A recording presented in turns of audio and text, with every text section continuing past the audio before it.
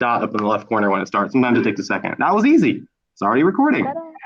So, hello everybody. This is Randi Rico, who we talked about the past couple days, and her and I actually both got kind of our reporting start at WLWT. We're both Bobcats from Ohio University, and so, like I've talked about before, WLWT was huge because that gave me all the reporting experience that I had, and I'm sure Randi will talk about what that did for her too. But we were able to actually report, do weather, anchor in a real newsroom that produced news for all of Southeast Ohio. So that's one connection we share. She played softball for Ohio University too, which I saw also. So that was kind of cool. You said, I think in your bio, that when you weren't playing softball, you were in the studio, and that's just relatable to any journalism student who was in broadcast. And so we're so thankful that you're here now. And I think you said you wanted to get started us off with a little bit of a tour, but yeah, for sure. Whatever you feel comfortable with doing first, you can go ahead and hit it. But thank you so much, Rico, and Randi, for doing this. Yeah, anytime, guys. I am happy to talk with all you guys today. So I am Randi Rico. I'm the morning meteorologist at WLWT right here at Channel 5, not too far away from your school, actually. I am going into, well, a month from now will be my 14th year here at the station. So I'm one of the veterans here at the station. I've been here a real long time. I'm used to talking to like little kids. Like when I do like most of my school talks, weather units are like 2nd to 4th grade. So I do a lot of school visits, and I get to say, I've been on TV on Channel 5 your whole life. So I'm glad that you guys are at least like sort of older than I haven't been on maybe your entire life. It's close, I know. But anyway, yeah, I'm the morning meteorologist, which means I get up really early in the morning. Our morning show goes on at 4:30 a.m., which means I am awake Monday through Friday at 2 a.m. And I am here at the TV station no later than 3 a.m. If I get here anything after 3 a.m., I am going to be behind getting everything I need to get done before the show starts. So as far as the my day goes, this is my office. This is the studio. You guys have probably all seen it on TV, right? I'll show you here. There's the green screen. We'll talk about that here in a little bit. Here's the studio in general. We've got over here is where our production assistants sit. They use the teleprompter to scroll through scripts for the anchors and the reporters. Fun fact about meteorologists, we don't use scripts. Everything we do is ad libs. So I spend the whole first hour I'm here in the morning putting together my forecast, and that kind of leads me through the story I'm going to tell weather-wise every day. But the anchors have, all their scripts written for them. So this is where the person working the teleprompter gets to sit during the show. We have actually 2 green screens. This is the traffic green screen for Elena Martelli. You'll see her in just a second because we share an office. And then this is our brand new studio. Fun fact, we ripped out the old studio right before coronavirus hit. So we had plans to totally strip this thing down to the studs and put in a whole new studio. And so February 14th last year, basically it was about a year ago, we closed down the studio, ripped it all down like HGTV style, and we were all working out of a fake newsroom in the newsroom, like a little tiny office. So everyone was kind of crammed on top of each other. And then, hey, pandemic. So they actually immediately put the green screen back in service up here so that the weather team, one person at a time, was back up here. So yeah, during all of the shutdowns, we had kind of a limited construction crew in here putting together our new studio. So this is our anchor desk. Nice big glass circle desk. We've got this massive 9x9 television screen. You sometimes see the reporter standing in front of this. And then this is a massive panoramic monitor wall in the back of the studio. And yes, there's like this little spot that anchors can walk on. We haven't really used it yet, but I think there's because we have to walk and talk at the same time. That's confusing, right? So this is our studio where we do all of our shows, but I'm lucky enough that I'm one of the only ones that has their office right here in the studio. The weather center is right here. And that's because when weather's going crazy, we can't be running up and down the stairs to the newsroom, to an office, to the studio when we're covering severe weather. We need all of our information right here. So we've got a bunch of computers, and I'll kind of show you the behind the scenes back here. There's Elena, our traffic reporter. She's over there listening to the morning meeting right now.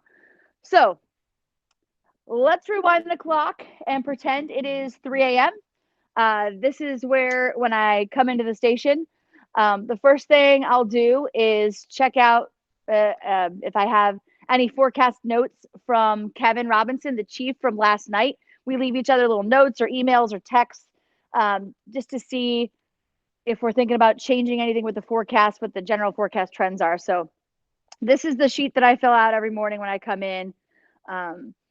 I look at the high and the low from yesterday. So yesterday was 33, and then our low was 17. I look at the snowfall that we had yesterday, if any. Yesterday we had a trace of snow. So I just kind of look at all of whatever happened yesterday officially. And then I get into my forecast. And forecasting for me takes about a half an hour on a good day. If it's a crazy weather day, like if we're talking about a big snowstorm or a winter system that has both rain and snow and sleet and whatever, and I have to make snowfall maps, it can take 45 minutes to an hour to put together the forecast. So I have to kind of plan ahead. And sometimes I wake up before 2 o'clock in the morning to make sure I can get to work on time and have time to put together my forecast. So I look at all sorts of things. I know it's all sciencey, but like we look at information that comes in from weather balloons. They get sent up into the sky twice a day all over the country, and we can kind of get a vertical profile of what the atmosphere looks like. So we can tell from the temperature, the dew point, the air pressure, all that stuff at the surface, all the way up to the clouds, and kind of tell what's coming our way in the wintertime, whether what's falling as snow stays as snow or if it turns into sleet or freezing rain. So spent a lot of time looking at all of that, putting together the forecast. And since the big feature of the forecast, if you guys have been watching the last couple of days, is a big time cool down that's coming next week. 3 cold fronts in a row. First one tomorrow, second one Saturday night, third one Monday night into Tuesday. And basically it's like each one is opening a door to more Canadian air. So, okay, temperatures take a big dive on Friday. There's no time to recover before the next cold front comes in. So more cool air barges in. And by the time we get into next week, we could potentially have the coldest air we've seen in a couple of years. Like actual temperatures might dip below 0. Yay. So just, that's a good one to keep in mind for you guys for next week. So anyway, I don't want to bore you with the sciencey stuff here, at least not at first. But this is my forecast sheet. I've got the temperatures that'll take us through next week. The wind speeds at times, like on Friday, I've got 30-mile-an-hour winds with temperatures in the 20s. That's not going to feel good. And I have to kind of put together all of this. And actually this morning, Kevin Robinson was actually awake when I got to work. So we started texting each other about the cold temperatures next week and if we should move them down or up. So put all that together. Again, takes me about half hour on a good day. This morning, more like 45 minutes. I'm in charge of a lot of things behind the scenes. We do all of our own graphics. So anything that you see the meteorologist show, the 7-day forecast, the bus stop forecast, any map, anything, we make that ourselves. So you're basically your own graphics producer. So I do my own forecasting, make all my own maps.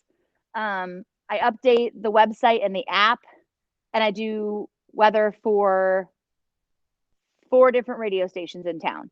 So I get all that done before 4 a.m. Yeah.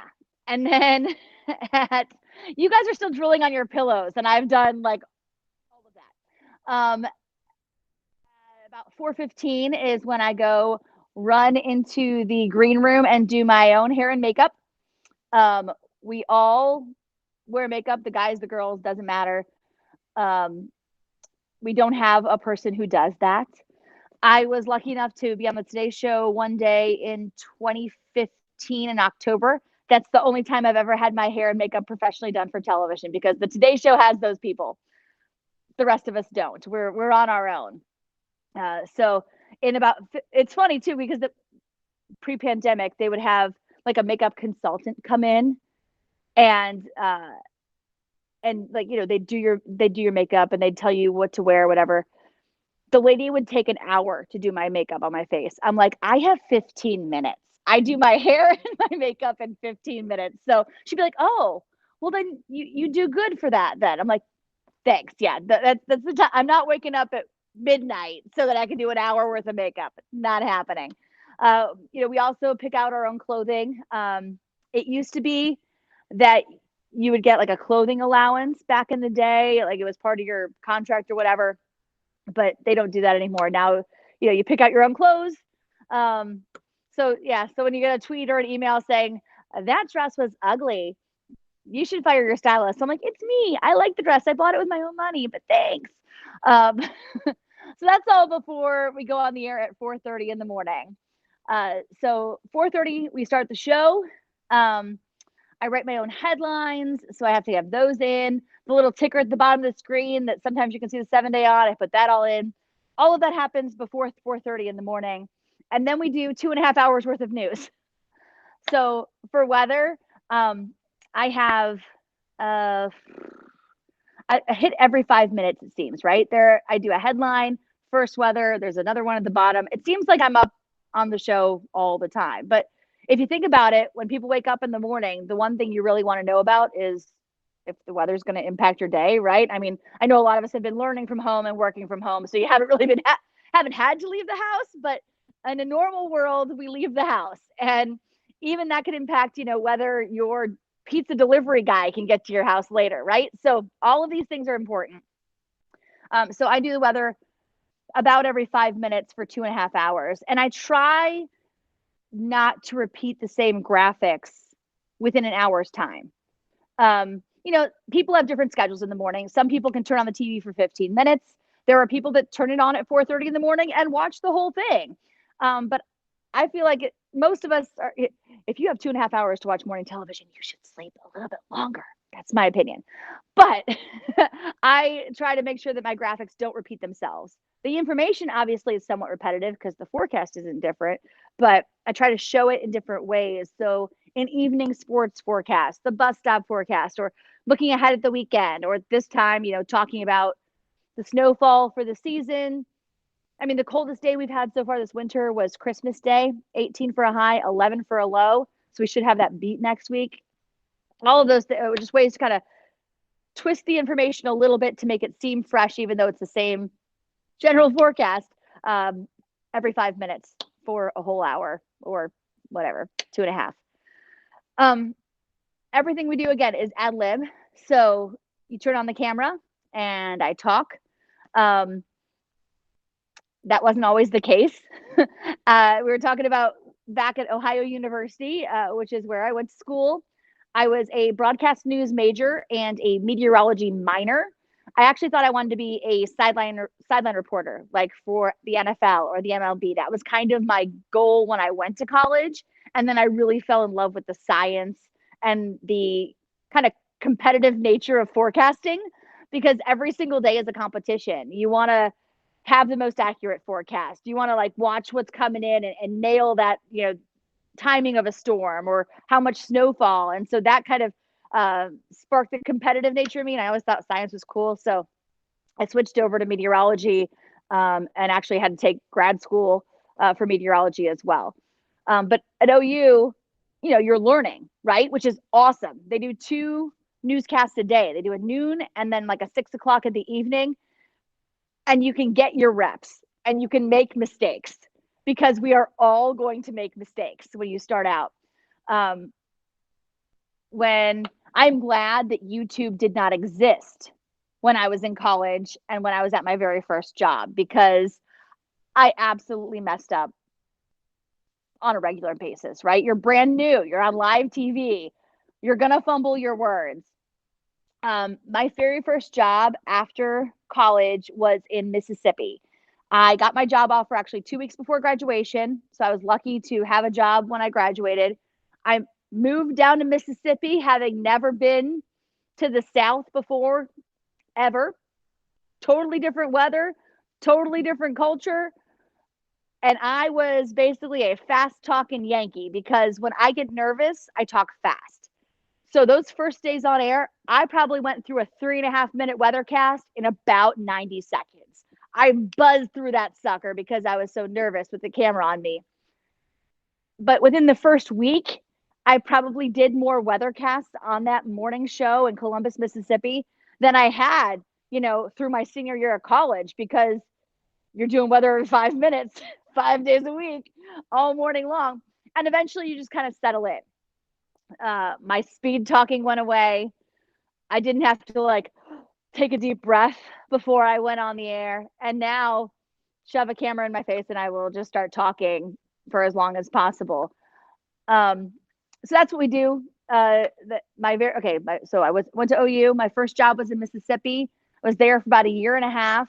I did get to cover hurricanes, which, as a girl from Cleveland, Ohio, I learned about them at OU, but I'd never been stuck in one before. And that's totally crazy because if living down south, people down there have lived through hurricanes, right?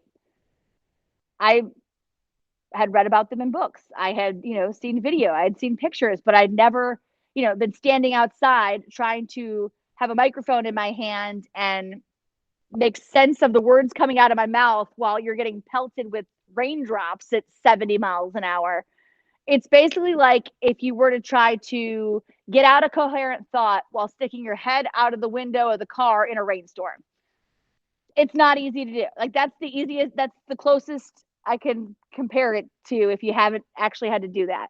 So I was down there for Hurricane Ivan. It was the year before Hurricane Katrina. I covered that in Mississippi. And then that was before stations live streams, right? We didn't have apps. You couldn't watch coverage live all day long like you can now. So my family in Ohio was super concerned because I was out covering a hurricane on the Gulf Coast and they had no way of really contacting me, right? Or seeing what I was doing. So once I got back from the hurricane and they realized I was okay. Oh, there we go. I flew back to Ohio so they could make sure I was still all in one piece. And I had this tape, VHS tape, old school technology, guys, a VHS tape. Your parents probably only have Disney movies or your grandparents have Disney movies on VHS, but of my hurricane coverage. So I brought it to a TV station in Dayton while I was home. They hired me the next day, came up to Dayton, spent 2.5 years in Dayton, Ohio, doing weekend weather and reporting.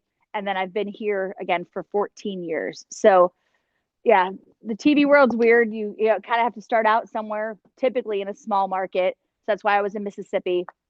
Made my way to Dayton.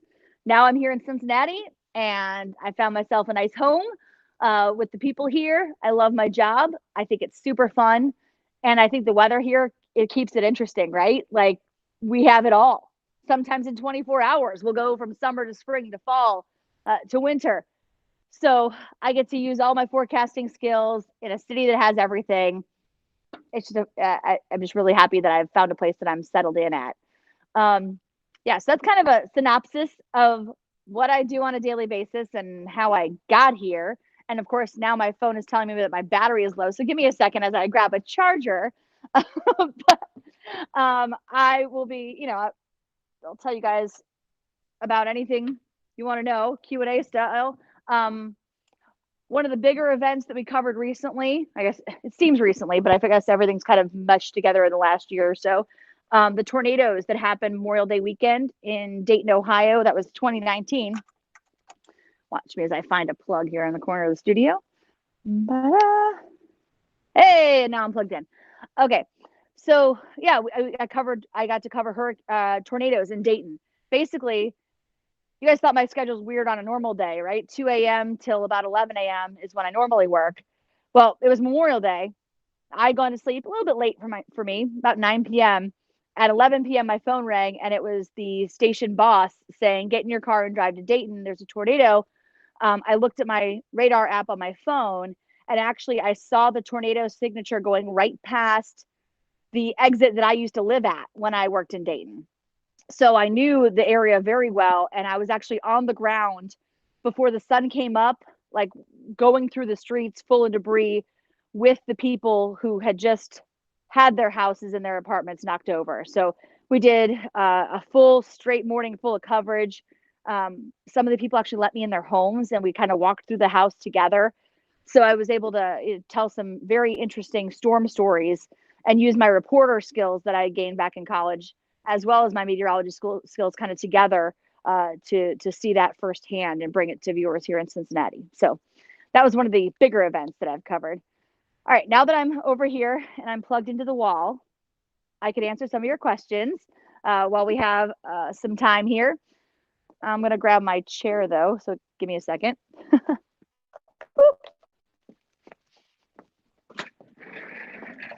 I really want to hijack this and ask the millions of questions that have popped up since, but I'm gonna leave it to the students this time. But first of all, just thank you for your energy and thank you for giving us that whole timeline, because it's so much cooler hearing it from you than just reading your bio, like a whole bunch. I can hear like all the details and everything, and yeah, I just really appreciate you showing us the studio and all of that. And our students came up with questions yesterday, so I guess if you guys just want to do the hand raise feature, and then I already see Andrea's hand going up. So Drea, if you want to kick it off first, and then after you do yours, Drea, I'll go back up to Nina's.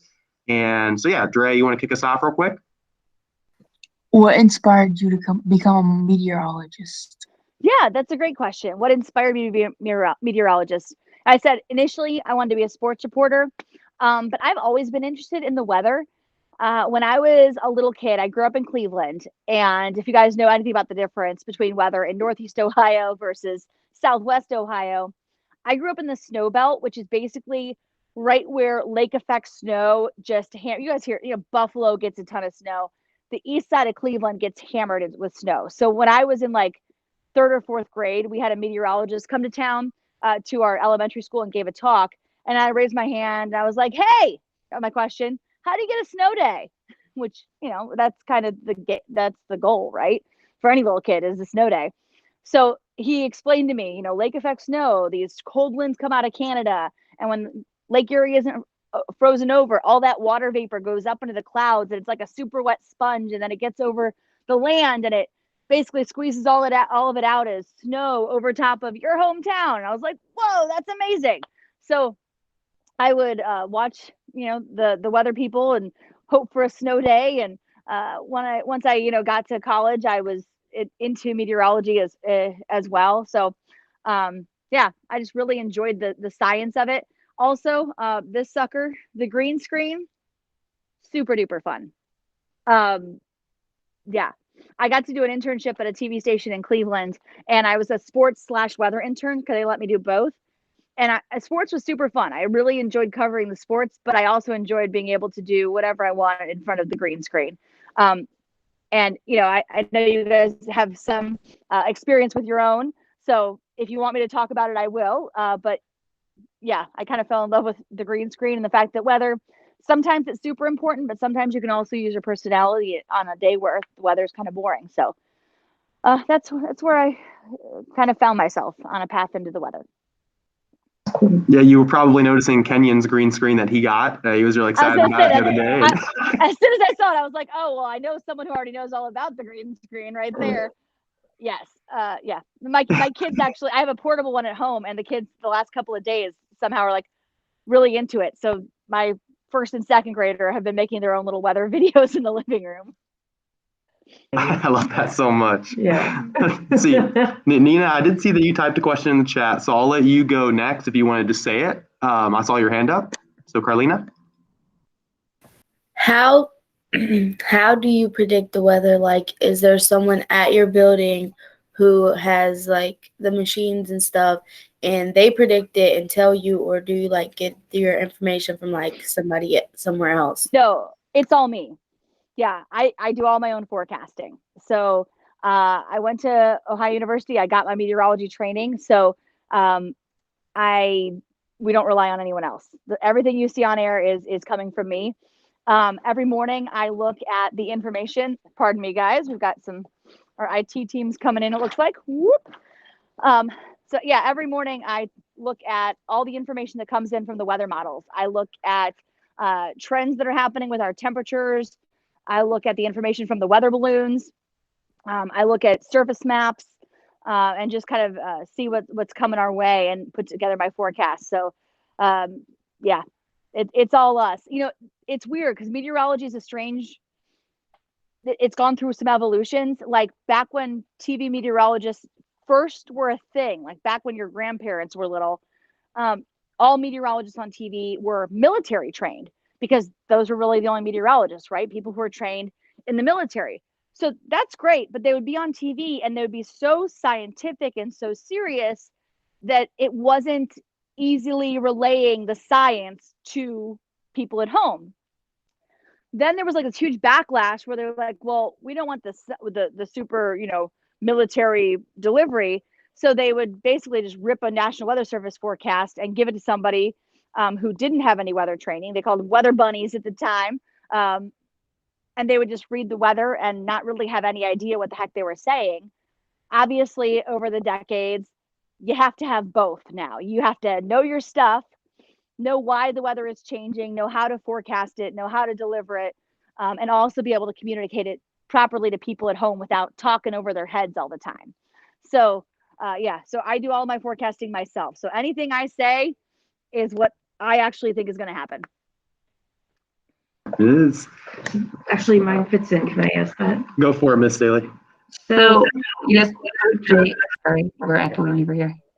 So you never consult with other weather stations to see if you're saying the same thing, or? No, in fact, we're in competition with each other. We would, you know, we speak with the National Weather Service, obviously.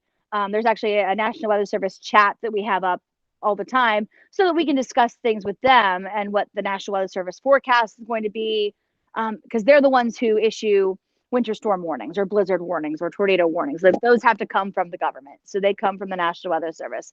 So we'll talk back and forth to them.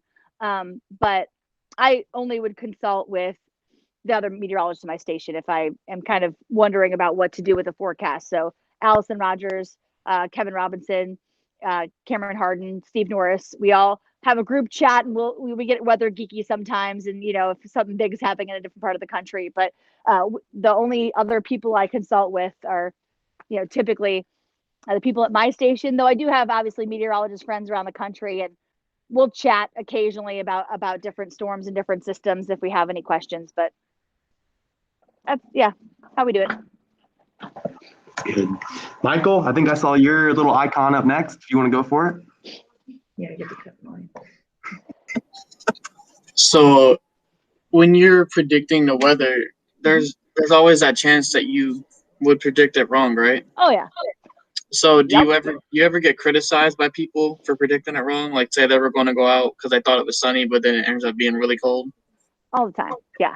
So here's the deal. Our station actually is about to be, we're 9 years certified most accurate, which I know you're like, whatever, every station says they're the most accurate, or every station says they're, you know, the weather authority or whatever other stations say. There's actually an independent service that tracks forecasts. They will track what we forecast. They used to track the National Weather Service too, but they stopped doing that. So all 4 stations in town, and they do this for the top, I think like 80, the top 80 largest cities. Maybe it's more than that now. And so they compare what we actually forecasted with what happened. And for the last 9 years in a row, Channel 5 has had the best score. It's like golf. You want the lowest score. You get points added when you get it wrong. So we believe the contest or whatever goes from end of February to like February to February every year.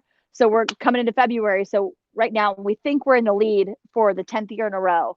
So we'll see. But people, constantly. My favorite is when they tell me I got it wrong when I didn't get it wrong. Like they'll be like, well, where's your whatever? And I mean, now with social media, people can comment live whenever they want, right? So a lot of the times I just like let it roll off my back. Obviously, you know, sometimes you're gonna get a forecast wrong, especially with complex systems. There's so many people that right now who are not trained meteorologists will make a graphic. They'll make their own one at home, or they'll take a straight up computer model from 12 days from now and post it like, whoop, we're going to get 27 inches of snow. And we're like, no, like that's not going to happen. That model's looking at a storm system. It doesn't exist. So we call those people social meteorologists, but it's funny because some person who either takes straight model data or comes up with their own forecast will post it on Twitter or Facebook, whatever, and it'll get shared like 100,000 times. And then I'll post the forecast and I'll get like 2 shares and like 10 likes. And I'm like, well, okay, people want crazy weather. And they'll be like, well, why didn't that storm bring us a foot of snow? I'm like, because I never predicted it. That wasn't a thing. Sometimes, especially in the wintertime around here, we're forecasting snow or whatever from a system that hasn't even made it to the Pacific coast yet. So do you know how much can change between a storm system that is coming into California and coming all the way across the country? Timing can change, location can change. It basically be like throwing a dart across a football field and getting a bullseye, right?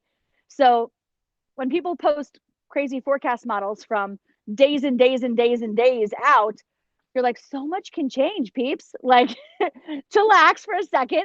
Well, you know, as a storm gets closer, so many things have to come in line for a forecast to pan out. So we do get criticized. It happens. If I totally jack up a forecast, I will admit it because, and if there are some things when I put together a forecast that that I'm not as certain about, I hope to communicate that as well. But oh yeah, for sure. But the saying used to be like, it actually still is, oh, I wish I could be wrong all the time and still get paid. If I was wrong all the time, I would not have this job still. We can't be wrong all the time. We're actually wrong way more than we're wrong. Bleh. I've been talking since 3 o'clock in the morning. So yeah. All right. Next question. and Carlina made a really good point. She said, it's not your fault when you get it wrong. It's just Ohio. So also, I love Carlina. I'm going to steal that. That is awesome. Yep. Like always will work. And so, so we have a couple questions in the chat. I'll go, Kenyon. I did see your hand up first. So Kenyon, if you want to ask yours, and then we're going to go JJ and then Patience after Kenyon. Wait. My question got answered. She told me in the last question. I have another question in the back of my mind, but let me formulate it, come back to it. Let it marinate. Yeah, we'll marinate a little bit. All right, thank you, Kenny. That's fine. So JJ says, and I like this, how do you handle, well, I think this is another one you kind of already answered, excuse me. It's just how do you handle the pressure during bad weather when it's constantly changing? Actually, yeah, I like that. Oh, no, it's interesting because severe weather coverage is like when we have to be on our game, right? But there's always people tuning in. So I know I feel like I'm super duper repetitive, but you're out at a baseball game or whatever, and you're running inside and you want to know what's going on. People are just coming home from school.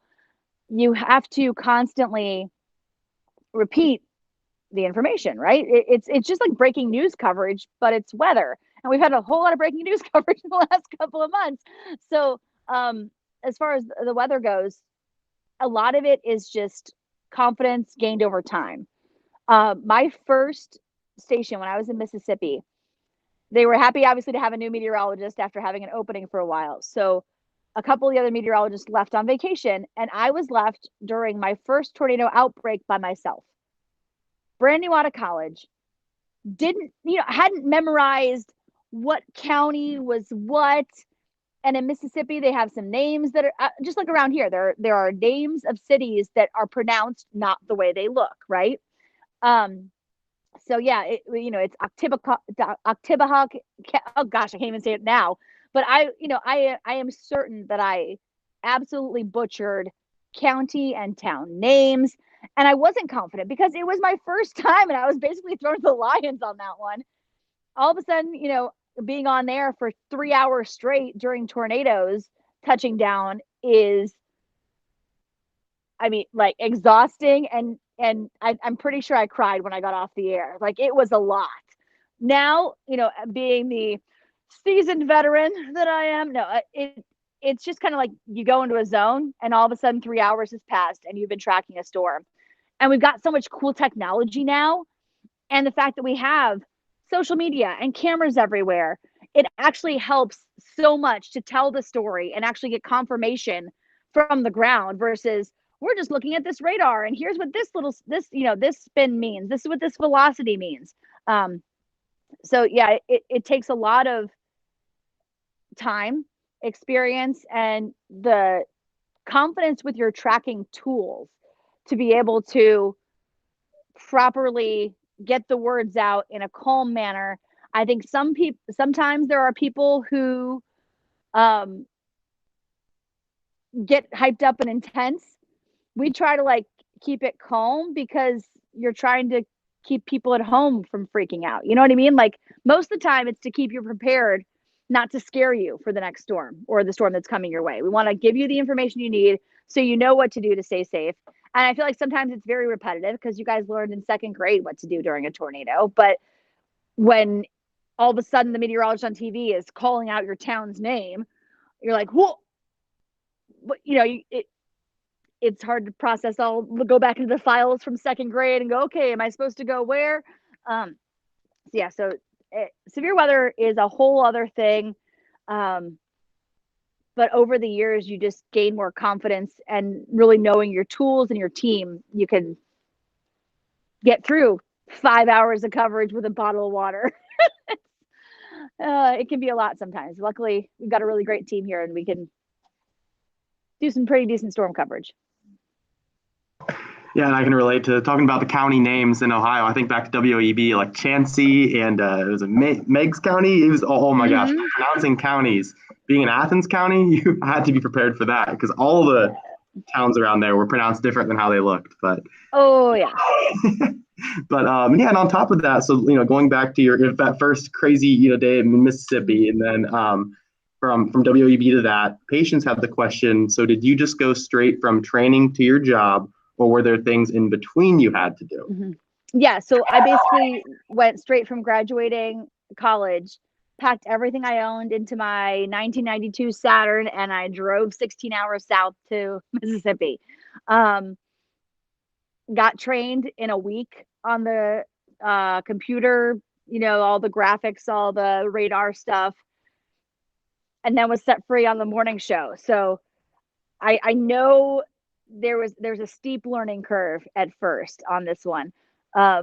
Meteorology, though, there are a couple of additional certifications once you graduate, and now they're almost required to get any job.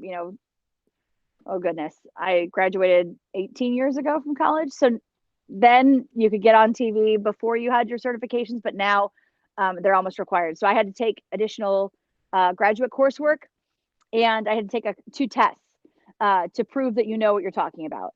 So the American Meteorological Society and the National Weather Association each have their own seals. Basically, they can certify that you know what you're talking about. So you have to send them videos of you actually doing the job on television, and then you also take pretty intensive cumulative knowledge tests of meteorology, and you have to get a B or better on the test, or else they won't certify you.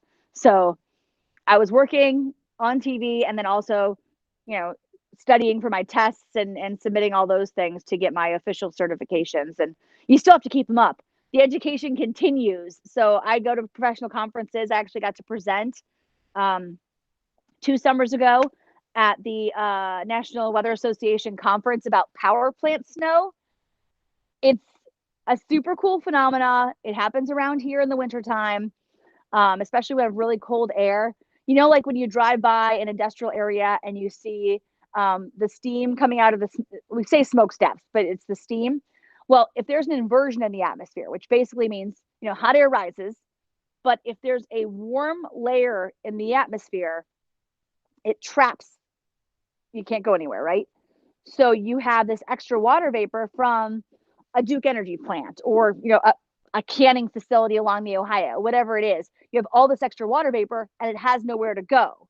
So it crystallizes, it turns into snow, and it drops snow whatever way the wind is blowing. So we've had situations where there is nothing going on, and you've got 2 inches of snow on this mile-long strip downwind from the power plant. It's super cool and exceptionally frustrating as a meteorologist who's looking at the radar going like, what is going on right here? So that is actually one thing where I did collaborate with another station. Jen Ketchmark is on Channel 9 in the mornings, and me and Ketchmark and Marzullo, like we're all friends. So we do have a group chat. And those mornings were like, guys, like, what is happening? And once we realized it was a power plant, or it's happened up at AK Steel in Middletown before, we like started compiling all the information we had for power plant snow. And actually, Jen Ketchmark and I presented together at that weather conference, showing our coverage of the snow and photos from viewers. Where someone even showed us gave us a photo from an airplane as they were flying in. It was like nothing, white out, nothing, like as they looked down from the plane from that power plant snow. So yeah, there you go. I think I totally went off topic there and geeked out for a second. I'm sorry, it happens. It's like when people at home are like, oh yeah, like at Kroger, when people just randomly mention the weather, and then I go off on a tangent because that's how my brain works. Sorry. No, don't be sorry at all. This is what we want. This is awesome. I'm sitting here with my co-teacher, just making comments over just about, I was like, you have been just holding your phone up, super excited this whole time, and it's just been awesome. I'm like, my arm would be just like on the ground by now, even just after FaceTiming someone. But I love it so much. But we'll go from there. I did see Kenyon's hand pop back up, so I think you got a question. We let it marinate a little bit. So go ahead, Kenyon. Okay. I remember far, far long ago, about maybe 10, 20 minutes ago, my brain does not remember that well. You said something about basing your predictions off of something in California, and that's all I forgot. But it's the one part I need to ask my question. Okay, so I was just saying, a lot of times, if you're looking at an extended forecast, right? Sometimes with people on social media, they'll look at a forecast for 10 days out from now and put up a snowfall total map for Cincinnati 10 days from now, courtesy of a storm that hasn't even hit California yet. So if a storm or the energy for a storm is out over the ocean, there's no way to really measure it, right? There are buoys and stuff out kind of floating in the ocean, but it's really not until a storm comes on land that we can really sample it with the weather balloons that get sent up in the sky to see what that storm's really made of. So if you, like, there was one last week that was a coast-to-coast storm. It was going to start in LA and eventually come through Cincinnati, and it did get us with some snow, but so much can change when a storm is crossing the entirety of the country before it gets to us, that, publishing a forecast graphic that says a certain snowfall total for anywhere, 6-7 days out from a storm is crazy pants. It's, we call it wish casting. It's basically like, well, I hope this happens, but so many things can change as a storm moves across the country, or with the atmosphere, with the timing. So yeah, that's what I was talking about with storms in California. There's another one. Anyway, coast to coast storms can cause big problems when people try to forecast too early for them. So how early should you forecast them? Oh, yeah. You can always look at the trends 7 to 10 days out, but don't get like super excited about it. That's kind of the thing. Like if you see someone getting excited on social media a week out from a storm, take it with a grain of salt, right? Things as you get closer do start to get narrowed in and more precise. Around here though, in the wintertime, a couple degrees difference can make a big difference, or a storm shifting 10 miles can make a big difference. So it's always good, especially with winter systems, to check the forecast and then don't let the forecast you see on Thursday for a Monday storm be the last one that you see, because so much can change. It used to be that our current 7-day forecasts are about as accurate as 3-day forecasts used to be. So we're slowly getting better at extending how far we can be accurate, but with big time storms, so many things can be different. Like next week's big cold air, it looked like it was going to get here on Monday. Now it looks like it's slowing down. It might be Wednesday, Thursday before the really cold air gets here. So that's just something that we need to keep an eye on and kind of trend with our forecast. Thank you for sharing that too, Randy. Appreciate that a whole lot. You kind of along the lines of you saying that you'll hear someone talk about weather in Kroger, and you'll just be like, yeah, and then you'll start talking about it, or thinking more about it. Carlissa had the question of, do you ever just randomly predict the weather outside of work? So you're just driving around, you're not working, or you have a weekend off, or whatever it is. You just start thinking and predicting the weather yourself. Oh yeah, I mean, I keep tabs on it even when I'm on vacation, because if I take time off, someone will always ask, right? So I've started it's just, I'm a weather geek, so I really like it anyhow. I was keeping tabs on it all weekend long, even when I'm not at work. I always kind of have an idea of what the forecast is. And actually, one time I was on vacation in Mexico at a resort, and so I don't know, really far away, right? Like south of Cancun. And the entire Marymount senior class and their families were at the same resort.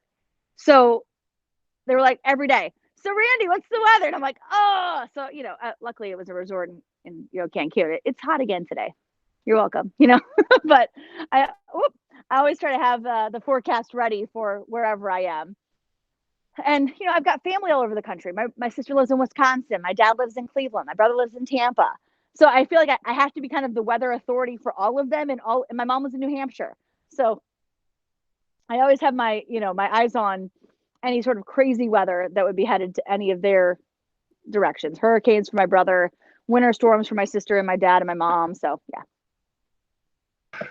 Well, we're getting close to the time, but I really wanted to get I wanted to get one question in for them. I know Mahogany, it's a really good question, but we'll see maybe if after you guys leave we can record it. That's the bell. I'm gonna let that go off real quick.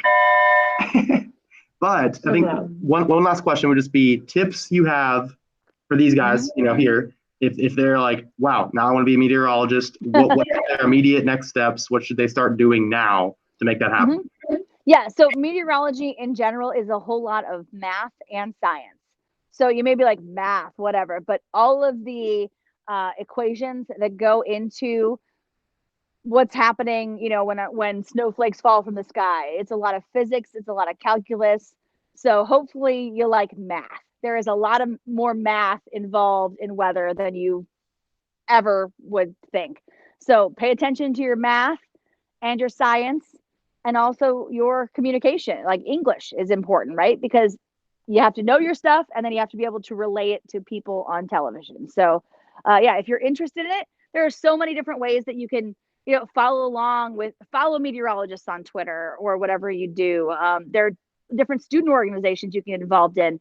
The American Meteorological Society, the National Weather Association, they all have kids or student chapters. Heck, National Weather Service in Wilmington, be a storm spotter. You can do storm spotter training and actually be a storm spotter at any age, which is a super cool way to get involved in severe weather stuff when you're still in school. So you said we were just like looking at each other. We were like, okay, storm spotter in Wilmington. Could you please send us some more information about that, Randy? Absolutely. Ask her what time she goes to bed. And then Miss Staley, our final question was, what time do you go to bed? Before my first and second grader. Let's put it that way. I try to go to bed at 7:30, but with two little kids and a husband, obviously, 8 o'clock is kind of average. 7:30 is the goal. 8 o'clock is acceptable. If it's after 8 o'clock, I've stayed up too late. Yeah. Luckily, I mean, my husband is amazing because he deals with the kid. He gets the kids off to school. He puts them to bed. I literally don't know what happens after 7:30 at night at my house, but they seem okay. It could be a wild party. You're not sure. Sometimes when I go downstairs at 2 o'clock in the morning, I'm like, well, all right, they had fun last night. Well, Randy, I think I'm going to go ahead and end the recording now, and I'm going to let the kids go real quick. And if you just want to stick around just for a second, just so, and then otherwise, yeah, you all are good to go. Thank you so much. Cool. Thanks, guys. Jake, if you want to turn off your cameras and clap real quick, I'll see if we can get it from any of them that are left. Anyone? Yeah, we got claps from Nina. Hey. Claps from Lissa. I love it. 1 second. Let me stop the recording. Bye, Patience. Bye, Michael. See you, Vaughn.